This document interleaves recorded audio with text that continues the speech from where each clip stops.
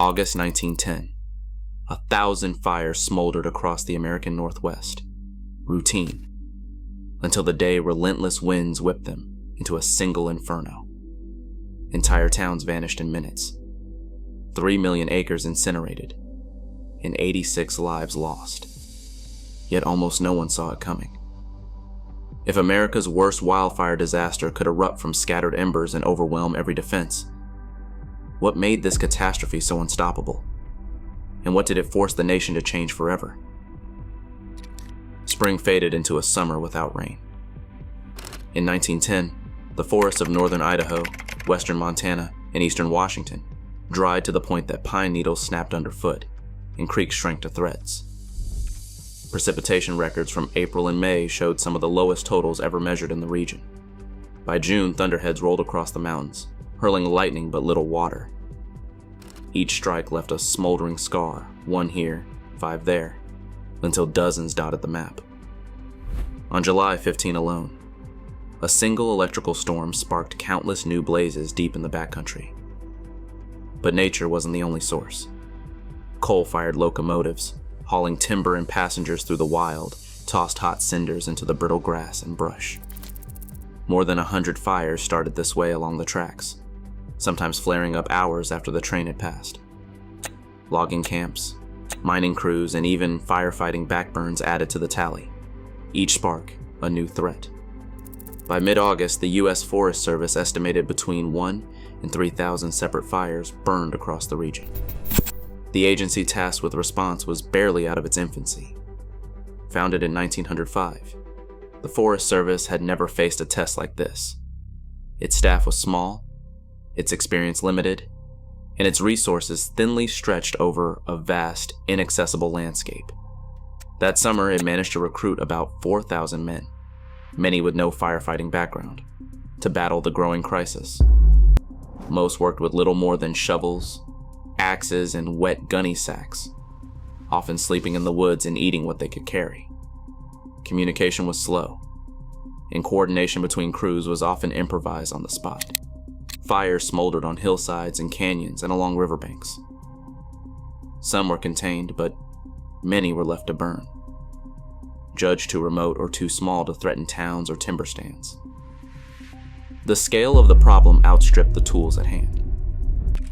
As the weeks wore on, the number of active fires only grew.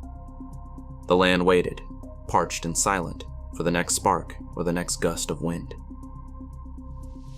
On August 20th, a cold front swept across the mountains with winds that reached 70 miles per hour. The effect was instant and catastrophic. Gusts slammed into the patchwork of burning timber, fanning each separate blaze until walls of flame leapt skyward.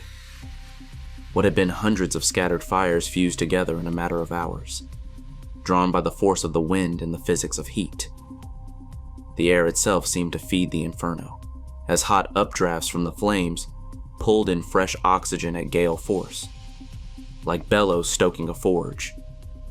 Firebrands, chunks of burning wood, rode the wind, some landing as far as 50 miles ahead of the main front. Each ember started new fires in untouched forest, multiplying the threat far beyond the reach of any firefighting crew. The firestorm moved faster than a horse could run, advancing at up to 50 miles per hour. By dusk, entire ridges and valleys were engulfed. The sky darkened as smoke blotted out the sun, turning afternoon into night. Trees exploded in the heat, and fire whirls, miniature tornadoes of flame, spun through the canyons, snapping mature pines and larches like twigs. The scale was nearly beyond comprehension. In just 36 hours, 3/4 of the season's total burned. More than 2 million acres were consumed. Flames hundreds of feet high flattened out in the wind, sweeping through towns and timber camps with almost no warning. The firestorm generated its own weather, creating a feedback loop that only ended when the cold front finally brought rain. For those in its path, there was no time to organize or escape. The event had become unstoppable, setting the stage for the stories of survival and loss that would follow. Wallace, Idaho, stood in the path of the inferno. By late afternoon on August 20th, the wind-driven flames reached the edge of town. Trains loaded with women and children pulled away just ahead of the fire, racing for Spokane and Missoula. Those left behind, firefighters, railroad workers, and townspeople, watched as embers rained from the sky and the air turned thick with smoke. Within hours, 1/3 of Wallace was gone. Homes, hotels, and businesses collapsed in the heat. For many, escape came down to seconds. Burning trestles gave way minutes after the last train crossed, leaving no route back. The speed of the fire left little room for hope. In the forest beyond the towns, crews fought to hold the line. On Setzer Creek, the entire 28-man lost crew was overtaken. No one survived. In total, 86 people lost their lives in the fire. Most were firefighters and railroad workers, caught in places where the flames moved too fast to outrun. Edward Pulaski, a Forest Service ranger, led a crew of about 40 men near Avery, Idaho. As the fire closed in, Pulaski remembered an abandoned mine tunnel nearby. He forced his men inside, ordering them to lie flat as the heat and smoke grew unbearable. When panic threatened to break out, Pulaski drew his pistol and threatened to shoot anyone who tried to flee. He knew that outside, the flames offered no mercy. All but 5 of his men survived the night.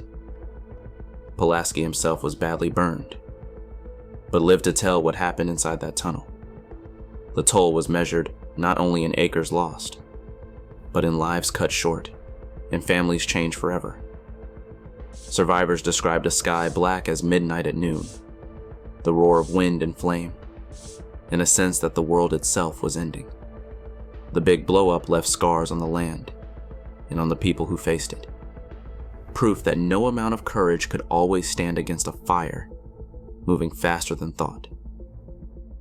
No matter how many men the Forest Service sent, the fire always seemed a step ahead. Crews worked with shovels, axes, and little else. There were no flame-resistant clothes, no radios, and barely enough food or water.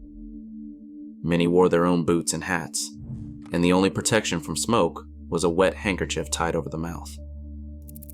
With thousands of fires burning and no centralized command, efforts to control the blaze fractured into isolated struggles. Orders traveled slowly by telegraph or messenger, often arriving too late to matter. As the crisis deepened, the Forest Service turned to the U.S. Army for help. 2 companies of the 25th Infantry, black soldiers known as Buffalo Soldiers, were dispatched to northern Idaho. These troops dug fire breaks, evacuated towns, and helped restore order as flames advanced.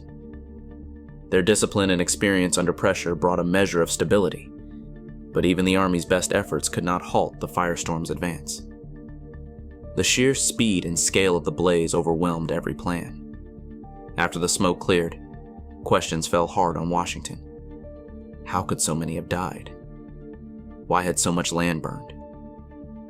In the months that followed, Forest Service leaders combed through field reports and Army logs, searching for the answer.